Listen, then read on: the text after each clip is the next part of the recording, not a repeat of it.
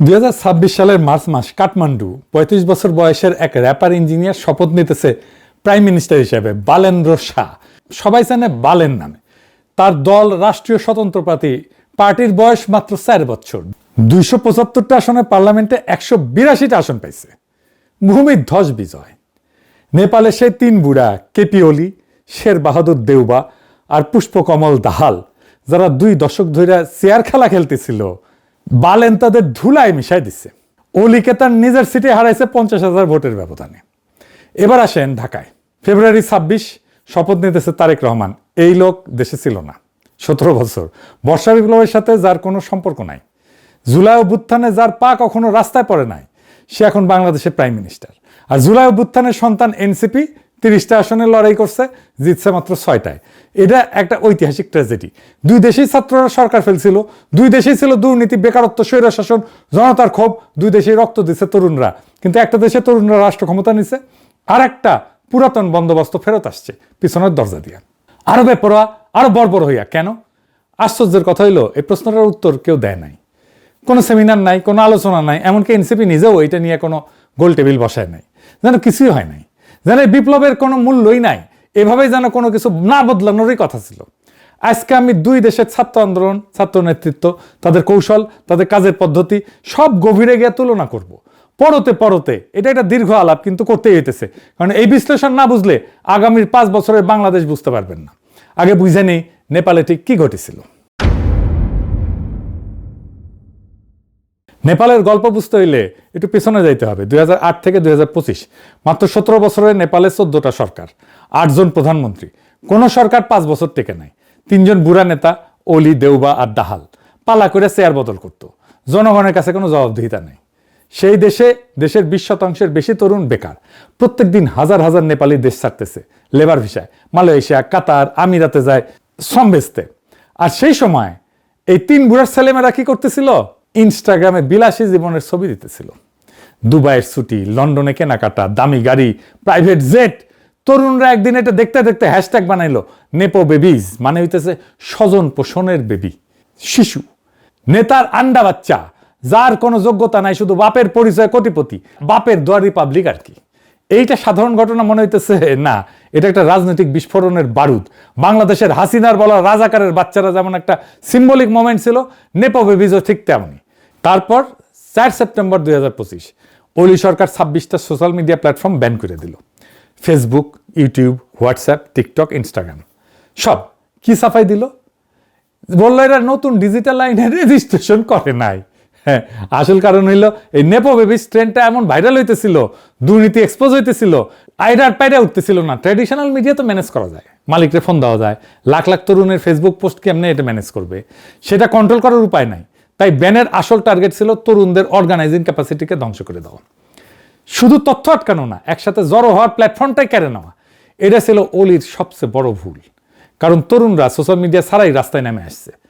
মৈতীঘর, মান্ডালায়, সংসদ ভবনের সামনে লাখ লাখ মানুষ, পুলিশ গুলি চালাইছে, 77 জন শহীদ হয়েছে, কম না? আন্দোলন থামে নাই। 9 সেপ্টেম্বর ওলি পদত্যাগ করছে, মন্ত্রীরা পলাইছে, ছাত্ররা মন্দিরের জাঙ্গিয়া পর্যন্ত খুলে নিছে পলাইতে গিয়া, মারছে, পিটাইছে। এখানে নেপালের প্রথম অসাধারণ কাজটা ঘটছে। আমরা ধরার আগে হাসিনা তার মন্ত্রীরা পলাইছে, যারা দেশে ছিল তাদের প্রোটেকশন দিছে ওয়াকারানন্দ পৌবাদ, ক্যান্টনমেন্টে আশ্রয় দিয়া। তারপর তাদের নিরাপদে পার করিয়া দিছে, নিরাপদে দেশ ছেড়ে চলে গেছে। সেনাপ্রধান ডাকছে পলিটিক্যাল পার্টিদেরকে, পলিটিক্যাল পার্টিগুলো ড্যাং ড্যাং করতে করতে বাসে চাইপে গেছে ক্যান্টনমেন্টে। কিন্তু নেপালের সেনাবাহিনী কি করলো?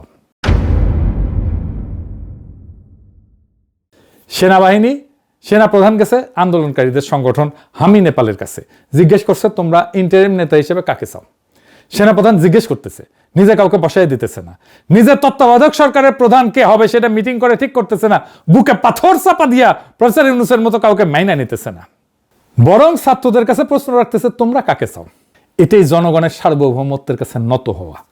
নেপালের সেনাপ্রধান সেটা করছে, বাংলাদেশের সেনাপ্রধান সেটা করে নাই। নেপালের সেনাপ্রধান পতিত শাসকের কোন লেসপেন্সারকে রক্ষা করে নাই। নেপালের আন্দোলনকারীরা তারপর কি করলো? তারা গেল ডিসকর্ডে। ডিসকর্ড কি জানেন না? এইটা একটা অনলাইন প্ল্যাটফর্ম, কিন্তু হোয়াটসঅ্যাপ গ্রুপের মতো না আর কি। এখানে হাজার হাজার মানুষ একসাথে আলাদা আলাদা চ্যানেল করে আলোচনা করতে পারে, তর্ক করতে পারে, ভোট দিতে পারে।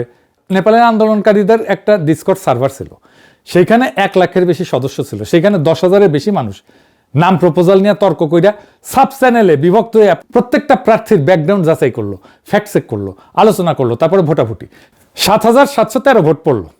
সুশীলা কার্কি সাবেক প্রধান বিচারপতি পাইল 3,833 ভোট, 50% ভোট। 12 সেপ্টেম্বর শপথ নিলেন, নেপালের ইতিহাসে প্রথম নারী সরকার প্রধান। এটা পৃথিবীর ইতিহাসে প্রথম ডিজিটাল ডেমোক্রেসি দিয়ে একটা দেশের ইন্টারিম লিডার নির্বাচিত হইতেছে। আর কার্কিকে দেওয়া হইল একটাই ম্যান্ডেট, 6 মাসে নির্বাচন করাও, আর কিছু না। কোনো সংস্কার কমিশন না, কোনো চার্টার না, কোনো গণভোট না, শুধু একটা কাজ, ডেলিভারির 5 মাস পরে 5ই মার্চ 2026 নির্বাচন হইল। ফলাফল ভূমিকম্প।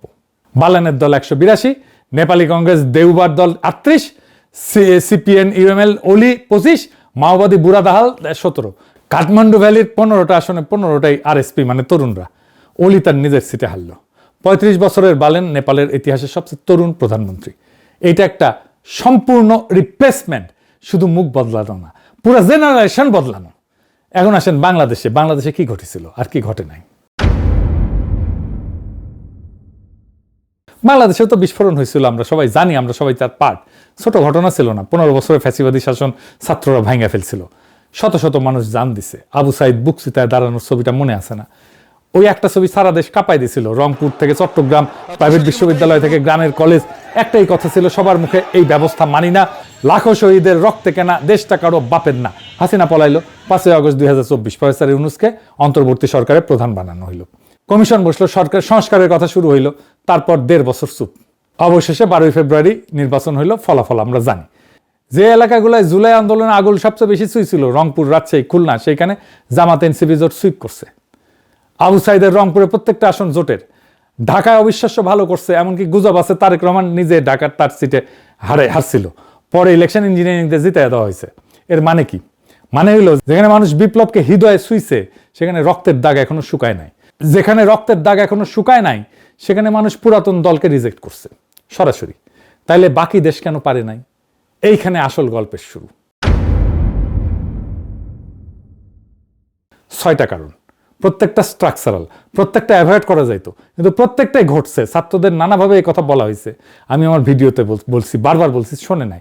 প্রথম কারণ কি ছিল? নেপালের আরএসপি গঠন হয়েছিল 2022 সালে, আন্দোলনের 3 বছর আগে।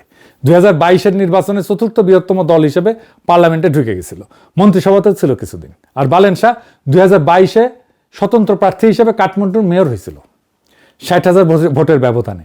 3 বছর মেয়রগিরি করছে, দুর্নীতি কমাইছে, রাস্তা ঠিক করছে, কাঠমান্ডু শহর দৃশ্যমানভাবে বদলাই গেছে। মানুষ দেখছে এই লোক কথা বলে না, কাজ করে।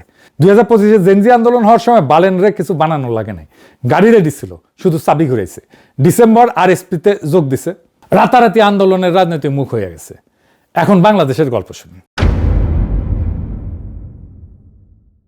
এনসিপি গঠন হলো ফেব্রুয়ারি 2025-এ, জুলাই বিপ্লবের 7 মাস পরে। নির্বাচনে 12 মাস আগে।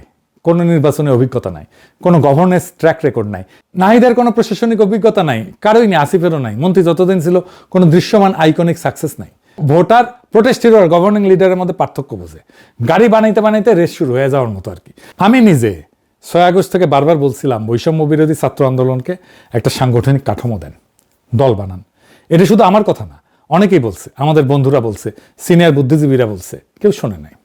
কারণ তখন ছাত্রদের ইগো আকাশে, তারা বিপ্লব কইরা ফেলছে, হাসিনাকে হটায় ফেলছে, সরকারে বসছে, এরা আর কারোর সাথে পরামর্শ করবে কেন? অহংকার এমন জায়গায় পৌঁছাইছিল যে আমাদের বন্ধুদের মুখের উপর কইছিল, আপনারা এত বুঝেন, ক্ষমতায় যাইতে পারেন নাই কেন? তারপর তাদের সে আকাশ ভরা ইগো, আকাশ ভরা তারা হয়ে গেছে। এই অহংকার যে বিপ্লবকে হজম করছে, সেটা কেউ তখন বোঝে নাই, আজকেও বুঝছে কিনা জানি না। দ্বিতীয় কারণ হইতেছে সময়ের অঙ্ক। 6 মাস আর 18 মাস। নেপালে আন্দোলন থেকে নির্বাচন 6 মাস। মানুষের ক্ষোভ তখনও টাটকা, রক্ত শুকায় নাই, কেউ ভোলে নাই কে গুলি চালাইছিল। সেই রাগ সরাসরি ব্যালট বাক্সে গেছে। বাংলাদেশ আন্দোলন থেকে নির্বাচন 18 মাস। এই সময় কি হয়? মানুষের মনোযোগ সরে যায়, প্রফেসর ইউনূসের সরকারের কথা কেউ শোনে না। প্রত্যেকদিন একটার পর একটা আন্দোলন। বিএনপি নিজেই কত আন্দোলন করছে, সিটি কর্পোরেশনে তালা লাগাই দিছে, সেক্রেটারিতে আন্দোলন করছে, যমুনার সামনে প্রত্যেকদিন আল্লাহর ওয়াস্তে একটা করে বিক্ষোভ। একটা সিটি কর্পোরেশন যদি একদিন না চলে, আপনার নাগরিক সেবা চলবে? নগর তো স্তব্ধ হয়ে যাবে। গভর্নেন্স ফেল করছে, মানুষ তখন আর বিপ্লবের কথা ভাবে না, পেটের কথা ভাবে, গভর্নেন্সের কথা ভাবে, নিরাপত্তার কথা ভাবে, রাস্তায় শৃঙ্খলার কথা ভাবে। আইন শৃঙ্খলার অবনতি হইতেছিল, অন্তর্ঘাত তো চলছেই, হাদিকে খুন করলো। আর এমন অনিশ্চয়তায় মানুষ একটা নিয়ম মানে, পরিচিত মন্দ বেছে নেয়, অচেনা ভালোকে বাঁচে না। এইটা বাংলাদেশের মানুষের দোষ না, এটা মানুষের স্বাভাবিক মনস্তত্ত্ব। এইটারে কয় লস অ্যাভারশন বা ক্ষতি এড়ানো। মনে যখন ভয় থাকে যে সব হারাইবো, তখন কমপক্ষে আগেরটা তো চেনা, ওর দুঃশাসন তো দেখছি, যে সেই দুঃশাসন তো আমি সহ্য করতে পারছি, তো এর চাইতে তো আর খারাপ হবে না, এই লজিক কাজ করে। যদিও একটা সতর্কতা, বিএনপি বিপ্লব বিরোধী শক্তি না, ইলেকশনে বিপ্লব পক্ষের যে সমস্ত শক্তি লড়াই করছে তারাই জিতছে। যদিও আমরা সবাই দেখতেছি বিএনপি জুলাইকে ধারণ করে না, ইলেকশন আগে হইলেও সম্ভবত বিএনপি জিততো, তবে ছাত্ররা বেটার পজিশনে থাকতো, আরো আসন বেশি পাইতো। এইবারের তৃতীয় কারণ, বিএনপির অর্গানাইজ স্যাবোটাজ। বিএনপি শুধু অপেক্ষা করে নাই, বিএনপি সক্রিয়ভাবে অন্তর্বর্তী সরকারকে ব্যর্থ করছে, সক্রিয়ভাবে কাউন্টার রেভলিউশনারি কাজ করছে। কি কি করছে বিএনপি? আগেও বলছি, ঢাকা সিটি কর্পোরেশন অচল করে রাখছে, সচিবালয়ে আন্দোলন করছে, প্রত্যেকদিন একটা ইস্যু, প্রত্যেকদিন একটা জ্যাম। এখন একটা জায়গায় দেখেন নির্বাচনের পরে এইসব আন্দোলন কোথায় উধাও হয়ে গেছে, একটাও নাই, জাতিগুলোর মতো উড়ে গেছে। কারণ আন্দোলনগুলো কখনোই জনগণের দাবির আন্দোলন ছিল না, বিএনপি করতো। এগুলো ছিল ইউনূস সরকারকে ডিস্টেবিলাইজ করার টুল। 2 নাম্বার, স্থানীয় সরকার নির্বাচন আটকাই দিছে। প্রফেসর ইউনূস স্থানীয় সরকার নির্বাচন দিতে চাইছিল, বিশ্ববিদ্যালয় ছাত্র সংসদ নির্বাচন দিতে চাইছিল, বিএনপি হইতে দেয় নাই। আওয়ামী লীগের চেয়ারম্যান মেম্বার সবাই পালাইছে, স্থানীয় সরকার তো এরাই চালাইতো। তৃণমূলের রাজনীতি, সমাজের নিয়ন্ত্রণ, ছোটখাটো বিচার সবাই তার হাতে ছিল। সে পুরা স্ট্রাকচার ভেঙে পড়ছিল। নতুন লিডারশিপ দরকার ছিল, নতুন মুখ দরকার ছিল, নতুন শক্তি দরকার ছিল, বিএনপি সেটা হইতে দেয় নাই। কেন? কারণ স্থানীয় নির্বাচন হইলে কি হইতো? জামাত এনসিপির মাঠ পর্যায়ে একটা বেস তৈরি হইতো, ইউনিয়ন পরিষদ, পৌরসভা, উপজেলায় নতুন মুখ আসতো যারা বিপ্লবের পক্ষের। ছাত্র সংসদ নির্বাচন হলে কি হইতো? বিপ্লবের পক্ষের ছাত্ররা একটা ইনস্টিটিউশনাল ভিত্তি পাইতো। ব্যাপারটা কেমন হইতো সেটা ছায়া তো আমরা দেখছি, ডাকসু, চাকসু, রাকসুতে শিবিরের বিজয় থেকে। সেটা যদি পুরা দেশের ইউনিয়নে হইতো, কি হইতো ভাবেন? বিএনপি এটা জানতো। তাই ইন্টারমিডিয়েট ইনস্টিটিউশন তৈরির আগেই জাতীয় নির্বাচন চাইতেছিল। সিভিল মিলিটারি ব্যুরোর কাছে ভয় পেয়ে গেছে যে এইখানে Awami League, BNP, India West এক হয়ে গেছে, এই রে ব্যাপার বুঝি জামাতে ইসলাম ক্ষমতায় চলে আসলো। বিএনপির তো একটা ক্যাডার নেটওয়ার্ক আছে, তার সাথে আওয়ামী লীগের মাঠের কর্মীরা যুক্ত হয়েছে, ছাত্রলীগ, যুবলীগ সব বিএনপিতে ভিড়ে গেছে। আমিও দেখাইছি অনেক ভিডিওতে বিএনপির ক্যাম্পেইন করতেছে, নিজেরাই বলতেছে আমরা আওয়ামী লীগ, এখন বিএনপি হয়েছি। সকল বাংলাদেশের আনাচে কানাচে যত শ্রমিক আছে তাদের ন্যায্য অধিকার সফল হোক। আমরা চাই নির্যাতন নয়, আমরা চাই অধিকার, অধিকার, অধিকার। জয় বাংলা। ধন্যবাদ, ধন্যবাদ। বাংলাদেশ জিন্দাবাদ, জাতীয়বাদী। এই বিএনপির মাঠের লোকের অভাব হয় নাই, ইউনিয়ন পর্যায়ে সংগঠন আছে, কিন্তু 1 বছর পুরনো এনসিপির সেটা নাই। এটা একটা ক্লাসিক কাউন্টার রেভলিউশনারি কৌশল। এটা আমার কথা না, ইতিহাসে বারবার এটা দেখাইছে। বিপ্লবের পরে দুইটা জিনিস একসাথে রেস করে, এক নতুন শক্তির ইনস্টিটিউশন বিল্ডিং, 2 পুরানো শক্তির কামব্যাক। যে আগে শেষ করে সেই জেটে। 2 শক্তির কাজ কি? স্থানীয় নির্বাচনে জিতে বেস বাড়ানো, ছাত্র সংসদের নিজে ক্যাম্পাস দখল করা, মাঠে ক্যাডার তৈরি করা, এটা সময় লাগে। পুরোনো শক্তির কাজ কি? এই বেস বানানোর আগেই জাতীয় নির্বাচনে নিয়ে যাওয়া, যেখানে তাদের আগে থেকে থাকা 35 বছরের নেটওয়ার্ক কাজ করবে। বিএনপি ঠিক এইটাই করছে। ইন্টারমিডিয়েট ইলেকশন সব আটকাইছে, স্থানীয় নির্বাচন না বলছে, ছাত্র সংসদ না বলছে, জাতীয় নির্বাচনের দিকে ঠেলা দিছে। মানে বিপ্লবের শক্তিকে শিকড় গজনের সময় দেয় নাই, গাছ বড় হওয়ার আগে উপড়ে ফেলছে। এটা কাউন্টার রেভলিউশন, সামনে থেকে লড়াই না, সময়কে অস্ত্র বানায়। ফ্রান্সে 1789 সালে বিপ্লব হইল, জনগণ রাজতন্ত্র উৎখাত করলো, কিন্তু বিপ্লবীরা নিজেদের মধ্যে বিভক্ত হয়ে গেল। নতুন কাঠামো দাঁড় করানোর আগে ক্ষমতার লড়াই শুরু হলো। ঠিক সেই বিশৃঙ্খলার মধ্যে নেপোলিয়ান ঢুকে পড়লো। সে বলল আমি শৃঙ্খলা আনবো, স্থিতিশীলতা আনবো, শান্তি আনবো। ক্লান্ত মানুষ মেনে নিল, বিপ্লবের ফসল তুললো পুরনো ধাঁচের একজন শাসক। বাংলার লুথার কিং দেশে ফিরে একই কথা কইছিল, নিরাপদ বাংলাদেশ করবে, তাই না? একই সিস্টেম, একই টেমপ্লেট। মিশরে 2011-তে তাহরির স্কোয়ারে লাখো তরুণ হোসেনি মোবারককে হটাইলো, তারপর নির্বাচন হইলো, মুরসি জিতলো। কিন্তু পুরনো সেনাবাহিনী, পুরনো আমলাতন্ত্র, পুরনো ব্যবসায়ী গোষ্ঠী, এরা সবাই মিলে মুরসিকে অচল করে দিল। তারপর সিসি আসলো, সামরিক অভ্যুত্থান হইল, আর বলল আমি স্থিতিশীলতা। তার স্কোয়ারের তরুণরা তারা আজ কারাগারে, নির্বাসনে অথবা নীরব। প্যাটার্নটা বুঝতে পারছেন? বিপ্লবের পরে পুরনো শক্তি কখনো সামনে থেকে লড়ে না, তারা অপেক্ষা করে বিপ্লবীদের বিভক্ত হইতে দেয়, ক্লান্ত হইতে দেয়, ভুল করতে দেয়, তারপর স্থিতিশীলতার মুখোশ পইরা ফিরে আসে। বাংলাদেশে বিএনপি ঠিক এই কাজটাই করছে, শুধু সামরিক অভ্যুত্থানের বদলে নির্বাচনী পথে। তারেক রহমান স্থিতিশীলতার কথা বলছে, শান্তির কথা বলছে, ক্লান্ত দেশের মানুষ মাইনা নিছে। এরপর 4 নম্বর কারণ, বিএনপি 209 আসন পাইল কিভাবে? আওয়ামী লীগ তো নিষিদ্ধ, তাহলে এই ভোটগুলা কোথায় গেল? উত্তরটা আপনাদের জানা। পুরানো বন্দোবস্তে প্রত্যেকটা স্তম্ভ বিএনপির পিছনে সারিবদ্ধ হয়ে গেছিল। 1 নম্বর স্তম্ভ আমলাতন্ত্র, ব্যুরোক্রেসি। হাসিনা 15 বছর যে প্রশাসন তৈরি হয়েছে, ডিসি, ইউনো, পুলিশ, নির্বাচনের কর্মকর্তা, এরা সব পুরনো ব্যবস্থার লোক। এদের জন্য বিএনপি মানে সিস্টেম কন্টিনিউশন, জামাত এনসিপি মানে সিস্টেম ডিসরাপশন। জামাত এনসিপি আসলে কি হবে? দুর্নীতির বিচার হবে, ব্যাংক লুটেরাদের হিসাব চাওয়া হবে, প্রশাসনে জবাবদিহিতা আসবে, ব্যাংকগুলো থেকে পাচার হয়ে গেছে ফেরত দিতে হবে সেগুলো। কিন্তু বিএনপি আসলে পুরনো খেলা চলবে, শুধু মুখ বদলাবে। তাই হইতেছে কিনা বলেন? এই জন্যই আমলাতন্ত্র বিএনপির পাশে। আমরা পুলিশ লীগের অবসান চাইছিলাম না, এখন আইসা বলে আমি জাতীয়তাবাদী আদর্শের সৈনিক। শুনেন, বিগত ফ্যাসিস্ট আমলের 18 বছর একের পর এক পদবঞ্চনা, অপমান, বৈষম্য আর মানসিক নির্যাতনের শিকার হয়েছি, কিন্তু শত প্রতিকূলতার মধ্যেও আমি জাতীয়তাবাদী আদর্শ থেকে এক চুলো বিচ্যুত হইনি। শুনেছেন? তাহলে বদলাইলো কি? এবার আসেন 2 নম্বর স্তম্ভ, সেনাবাহিনী, পুলিশ, র্যাব। জুলাই অভ্যুত্থানে সেনাবাহিনী, পুলিশ, র্যাব এদের অনেকের হাতে মানবতা বিরোধী অপরাধের রক্ত লাগিছে, নিরস্ত্র মানুষের উপরে গুলি চালানো হয়েছে। তার আগে গুম খুনের অভিযোগ তো আছেই সেনাবাহিনীর জেনারেলদের বিরুদ্ধে। এই অপরাধের বিচার হইলে কারা কাঠগড়ায় দাঁড়াবে? এদের কর্তা ব্যক্তিরা। তাই এরা বিচার হইতে দিতে রাজি না। ইউনূস সরকারকে এরা পদে পদে অসহযোগিতা করছে, আয়নাঘর পর্যন্ত ভিজিট করতে দেয় নাই। তাই তারা বিএনপির সাথে একটা আন্ডারস্ট্যান্ডিং করে ফেলছে, তোমাদেরকে আমরা ক্ষমতায় পৌঁছে দেব, তোমরা আমাদের বিচার করবা না। এখন আসেন নেপালের সাথে তুলনা করেন। নেপালের সেনাপ্রধান আন্দোলনকারীদের জিজ্ঞেস করতেছে তোমরা কাকে চাও। নেপালের সেনাপ্রধান ফ্যাসিলিটেটর, বাংলাদেশের সেনাপ্রধান ইন্টারেস্টেড স্টেক হোল্ডার। এই পার্থক্যটা শুধু ব্যক্তির না, এটা অভ্যুত্থানের মৌলিক গড়নের পার্থক্য। নেপালের সেনাবাহিনীর হাতে গণহত্যার দাগ আগে থেকে ছিল না, বাংলাদেশের সেনাবাহিনীর হাতে ছিল। 3 নম্বর স্তম্ভ কি? এলিট স্ট্যাবলিশমেন্ট, ব্যবসায়ী গোষ্ঠী, সুশীল সমাজের একাংশ, মিডিয়া, এমনকি ইউনূস সরকারের উপদেষ্টা পরিষদের অনেকে। এরা ভিতরে বৈশা বিপ্লবের এজেন্ডাকে দুর্বল করছে, বিএনপির সাথে একটা ব্রিজ রেখা দিচ্ছে, সিগন্যাল পাঠাইছে আমরা তোমাদের পক্ষে আছি। নির্বাচনের পর বিএনপি এদের পুরস্কৃত করছে। এই যে খলিলুর রহমান, সে প্রত্যেকটা কন্ট্রাক্ট হয়েছে, তাদেরকে বলছে তারেক রহমানের সাথে যান, আমি নিয়ে যাইতেছি, নিয়ে গেছে। সেই জন্যই তো তারা পররাষ্ট্রমন্ত্রী বানাইছে। নির্বাচনের পর বিএনপি এদের পুরস্কৃত করছে, নতুন সরকারের জায়গা দিচ্ছে। এটা গোপন কিছু না, মানুষ দেখছে কারা কারা গেছে বিএনপির গুরুত্বপূর্ণ পদে। আমি আর আলাদা করে আর নাম কইতে চাইলাম না। আর সবচেয়ে গুরুত্বপূর্ণ আওয়ামী লীগের ভোট ব্যাংক। এই ভোট ব্যাংকের বড় অংশ দিশেহারা, তারা জামাত এনসিপিকে দেখতেই পারে না। বাংলাদেশের আওয়ামী লীগ কখনো এনসিপিকে ভোট দেবে না, তারা বিএনপিকে ভোট দিতে পারে, এমনকি জামাতকে ভোট দিতে পারে, কিন্তু কখনো এনসিপিকে ভোট দেবে না।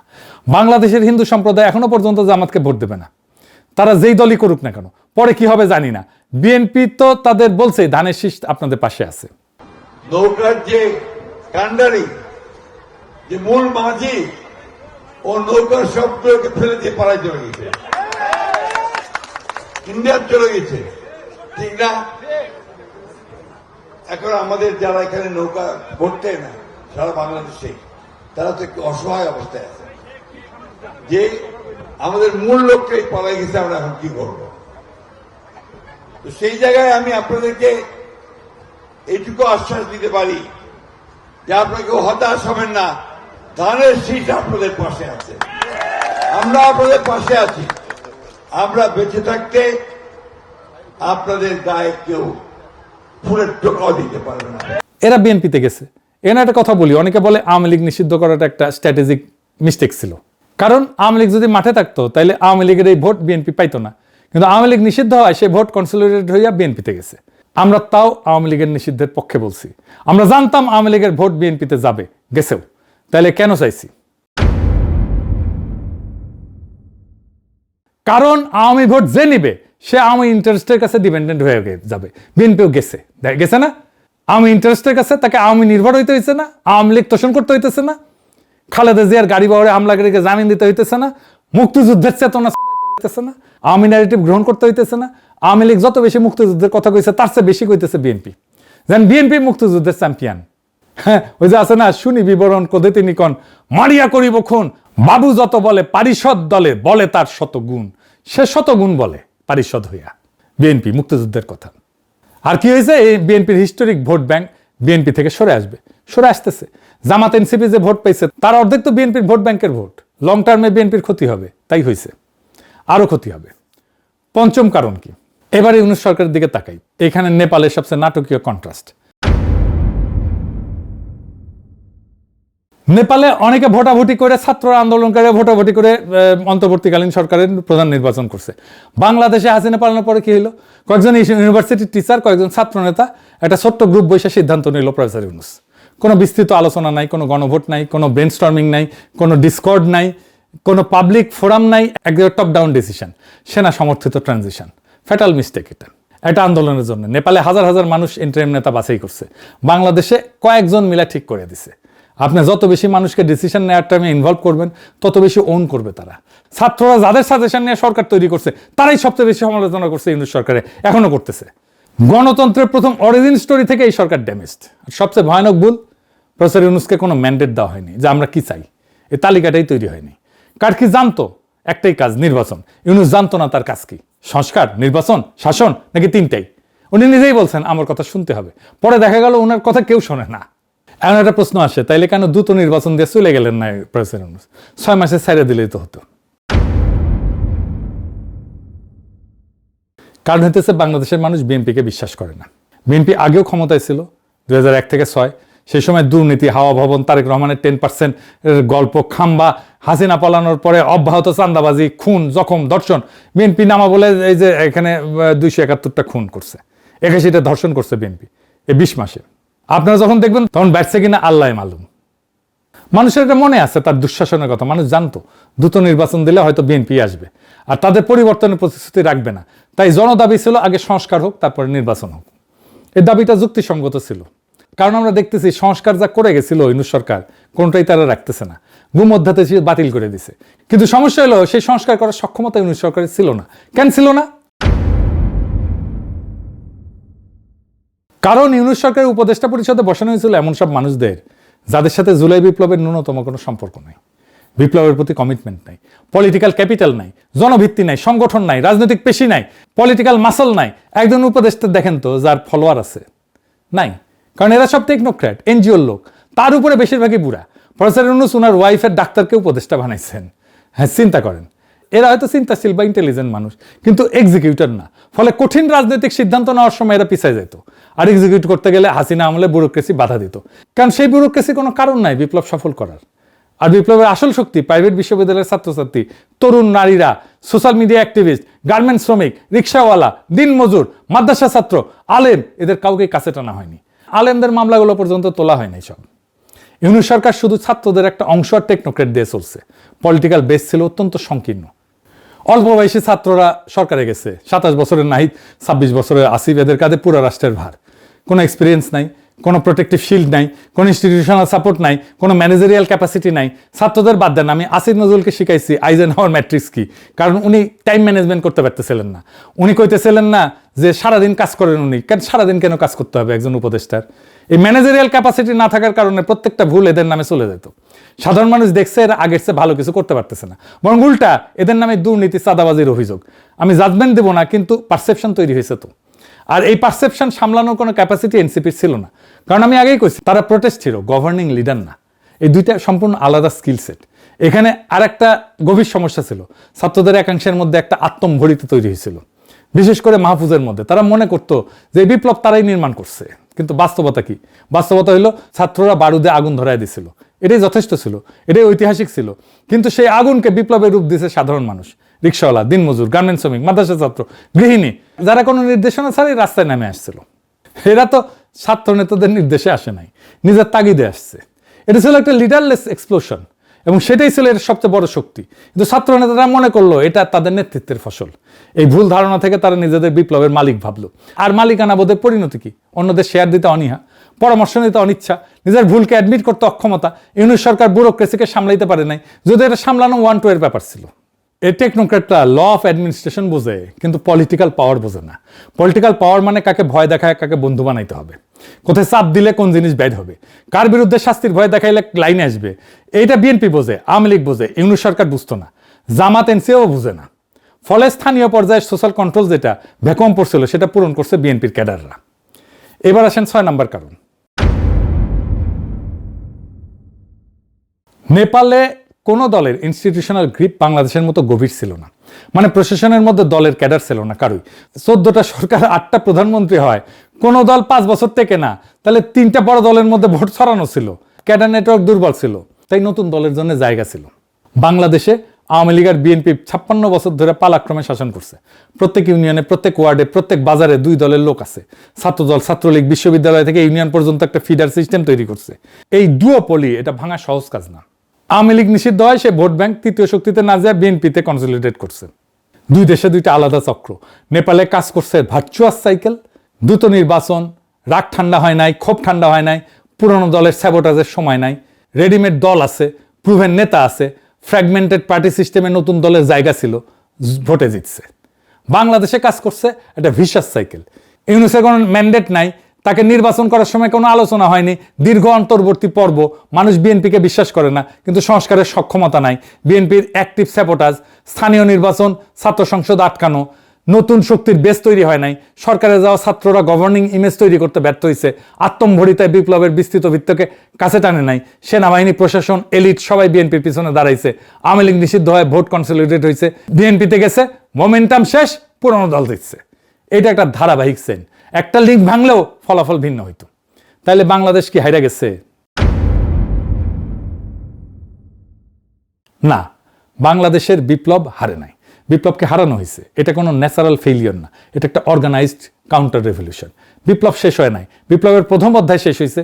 প্রথম অধ্যায়ে আমরা ফ্যাসিবাদ উপড়াইছি, দ্বিতীয় অধ্যায়ে আমাদের নতুন রাষ্ট্র করতে হবে। দুই অধ্যায়ের স্কিল আলাদা। প্রথম অধ্যায়ে লাগছে সাহস, দ্বিতীয় অধ্যায়ে লাগবে ধৈর্য। সাহস আপনাদের ছিল আমি মানি, কিন্তু ধৈর্য থাকবে তো। দ্বিতীয় অধ্যায়ের কলম এখনো তরুণদের হাতেই আছে, কিন্তু কলম থাকলেই লেখা যায় না। ইতিহাস সেটা শিখাই দিছে। তারা কি লিখবে, নাকি কলম হাতে বিলাপ করতে করতে আর একটা কলমধারী তাদের জায়গা নিয়ে নেবে? এই প্রশ্নের উত্তর তাদেরকেই দিতে হবে। আমাদের কাজ, আমরা দেখে যাব, আলোচনা করব, ভুল দেখাই দেব, এবং যখন তারা ঠিক পথে আসবে পিছনে দাঁড়াবো, সমর্থন করব। বাংলাদেশ তো জাগতেছে। নাসিরউদ্দিন পাটোয়ারিকে দেখেন, যেখানে যাইতেছে জনসমুদ্র হইতেছে। এখন সেই সবচেয়ে জনপ্রিয় তরুণ নেতা। মানুষ আসতেছে, ভরসা করার মতো নেতা চাইতেছে। তারা নাসিরউদ্দিন পাটোয়ারিকে পাইছে, পাইয়াই তারা তাকে আঁকড়াই ধরতেছে। এইভাবেই যারা যাবে তাদেরকে আঁকড়াই ধরবে। সারা বাংলাদেশকে জাগাইতে হবে এভাবেই। সেটাই আমাদের আজাদি, সেটাই আমাদের বিপ্লবের পূর্ণতা। ইনকিলাব জিন্দাবাদ।